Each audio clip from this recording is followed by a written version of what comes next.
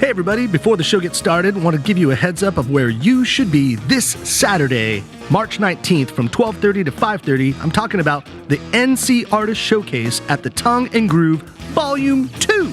Yeah, it's at 1018 South Saunders Street, and here's what's to expect. Food, booze, and bands, all for free. Just give a charitable donation. Yes, we strongly suggest a donation and bring your ID. But keep in mind, the folks that are going to be there, they're all of our friends, like Dram and Draft, Trophy Brewing Company, and Longleaf Swine. Delicious. There's live music, there's art. It's a great way to spend a Saturday afternoon. Yeah, Raleigh-based nonprofit Next Step Raleigh helps individuals recover from paralysis using state-of-the-art activity-based therapy. If you want more information, click the link in our show notes or check out our social media. We're promoting it now. So it's this Saturday, the day after tomorrow, if you're listening when the show comes out.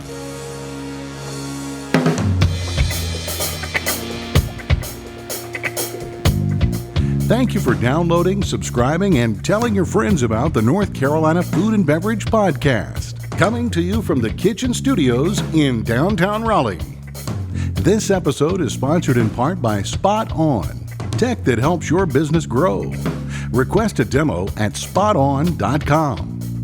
And GigPro. Change the way you find staff with GigPro. And Joe Van Gogh Coffee, serving the community from seed to cup. And now, these two couldn't be any less Irish, but here they are, two lucky guys. It's Max Trujillo and Matthew Weiss. Hello, and thank you for listening to the North Carolina Food and Beverage Podcast. I am your co-host, Max Trujillo, on location in the beautiful southern city of Charleston for Charleston Wine and Food.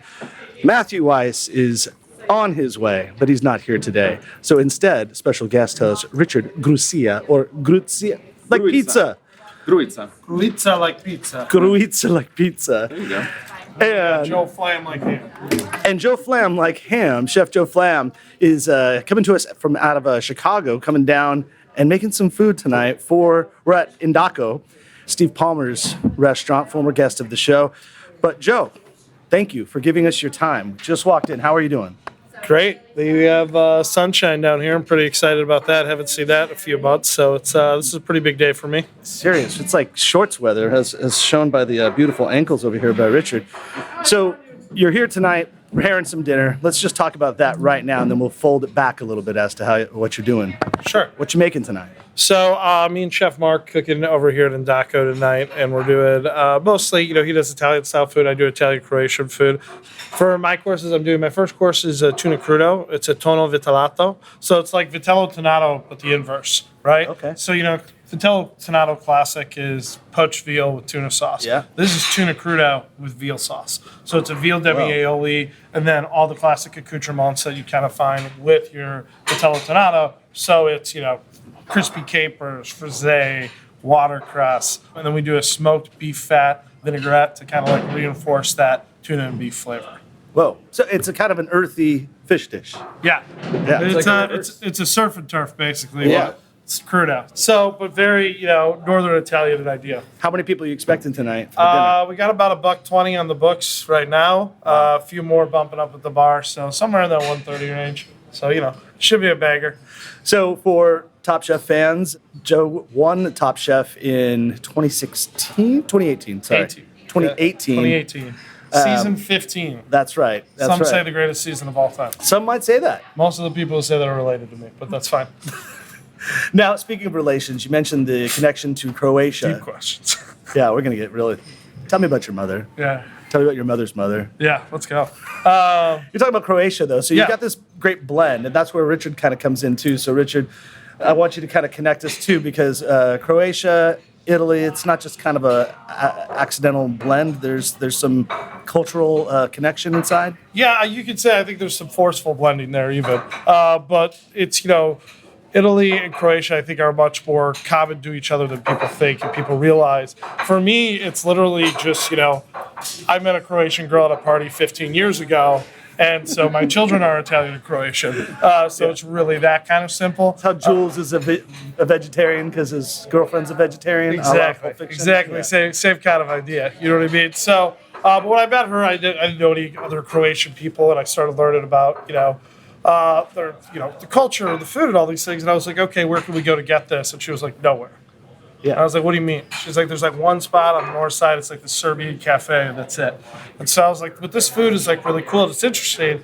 And, the first time I traveled there, I was like shocked. I was like, all this, it's similar technique to Italian food. It's different food, but the cooking is all, technique-wise. I'm like, I don't know this food, but I know how to cook it. Yeah. If that makes sense. You know what I mean? I was like, so I can tell this story and do this food because it makes sense with the skill set I have. So I was like, this is what we got to do. And, I wanted to do something that was my own and put my thumbprint and create a restaurant that was unique and felt like me. Yeah. And it just felt really natural. You know what I mean? It felt very like this was the way. And the first person I ever pitched it to, we were on Top Chef, and you don't have any phones, you don't have anything to record. So we were drinking too much wine in the backyard one night, me and my buddy Tyler. And I pitched him this idea of this restaurant. And he was like, I never told anyone about it. I never told my wife about it. Yeah. And he was like, it's awesome. He's like, you got to do it. He's like, you got to do it. So, 5 years later, Rosemary was born. Yeah, and Rosemary opened up in 2021. 2021. So we're almost a year ago. We opened on 4/20 2021. Interesting. Yeah. Yeah, it's an easy date to remember from us. What are those laws like in Chicago? What laws? Chicago, baby. That's right. Chicago, baby. You can smoke all the weed you want. Nobody cares. It actually smelled like our second floor of the hotel we walked into when we first checked in. No, it's legal there now, and it was very legal there last year. And that place smelled like we were either at a really good or really bad concert. Hey everyone, just a quick break from today's show as we are coming to you from Charleston Wine and Food. Having a fantastic time out here, but want to take a quick break just to talk about some of our fantastic sponsors that help keep our lights on for the show. Yeah, and looking around at all this technology and people trying to streamline things with a huge event like Charleston Wine and Food, I'm thinking who could really help them for the 2023 version is Spot On, working with you, for you. Whether you need simple mobile payment technology or a fully integrated restaurant management system, Spot On will work with you to customize the right set of tools for your business.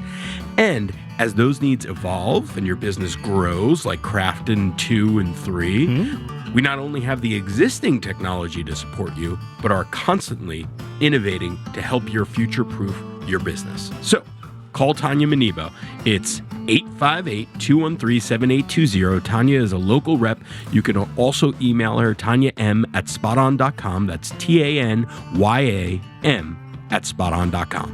And we're in the town where it all got started for GigPro. That's right, GigPro got started out of Charleston with Chef Ben Ellsworth, but GigPro is calling all restaurants and hospitality owners, managers, and employees. You get to know GigPro because they're changing the way people work and hire.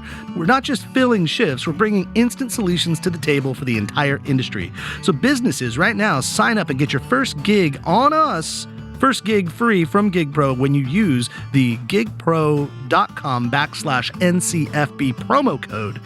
And for the pros, get $5 off for everyone you refer. Learn more about the app, their mission, and sign up for free on gigpro.com. Well, Richard, give me something that's like indicative, just help relate listeners to like a very authentic Croatian dish or like a real broad idea of it. Here's the thing that I like to tell people.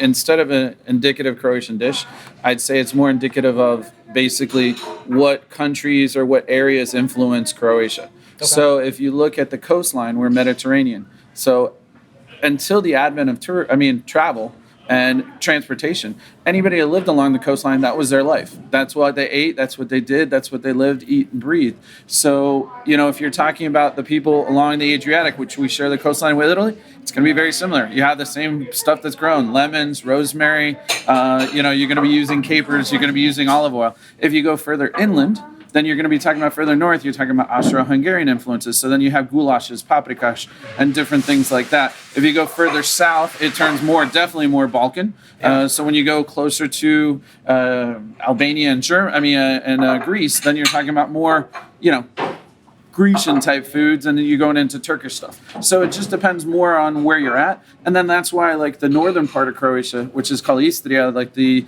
beautiful peninsula, which is one of my favorite areas.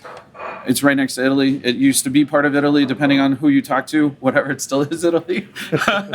But, you're going to have foods like that. So to say there's a true indicative Croatian dish, it's really hard. Yeah, but that kind of feels like Italy in general, and also like the wine culture of the area. Same idea. You'd say what is an indicative Italian dish, and I think you'd have the greatest argument in the history of Italy. But A spaghetti and meatballs. yeah, and I think it would be, and so it's like the way we looked at it. I think people kind of when we came out, they're like, "Oh, you guys doing like an Italian Croatian fusion?" And we're like, "No." Like those people, they've been doing that naturally for thousands of years Right. already. Like we don't need to fuse it anymore. Like you know what I mean? Yeah. There's 2 fusions fused. running around my house.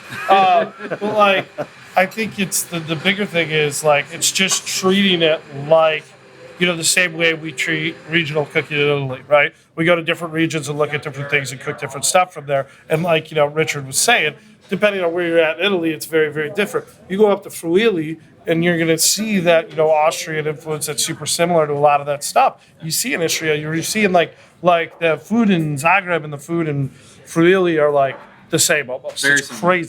crazy. And like and the food I thought in Dubrovnik and Split was like if you read all the Venetian cookbooks, you're all- like this reads the same as that. Because he brought up a good point. It's like Split was actually part of the Venetian Republic.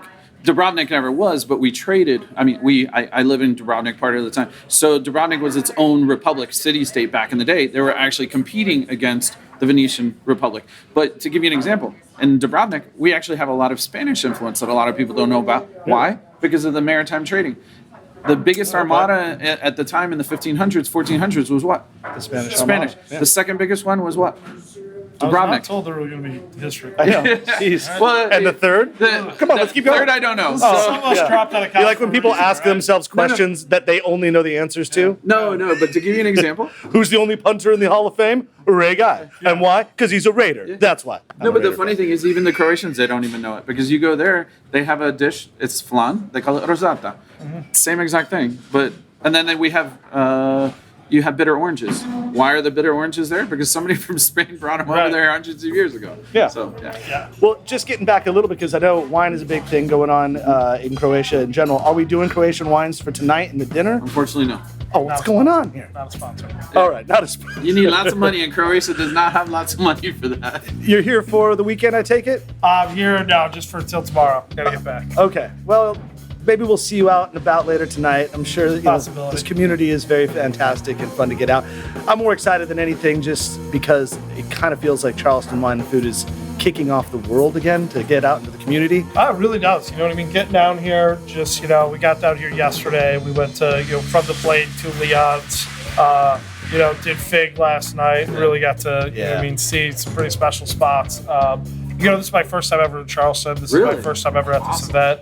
So it's a huge deal for me. With my restaurant's 10 months old. So to get invited down here to cook with just, absolute legends and to cook at a very legendary event in its own right in such a famous hospitality city like this, it's pretty special. It's awesome. Well, thank you for giving us your time. I know you're going to get back there and prep. So we look forward to seeing what you do tonight. Thank Right you. on. Thanks so much, guys. Take care, man. Thanks for listening to the NCFB podcast. And if you've stuck with us this long, review us on iTunes and remember, 5 stars are encouraged.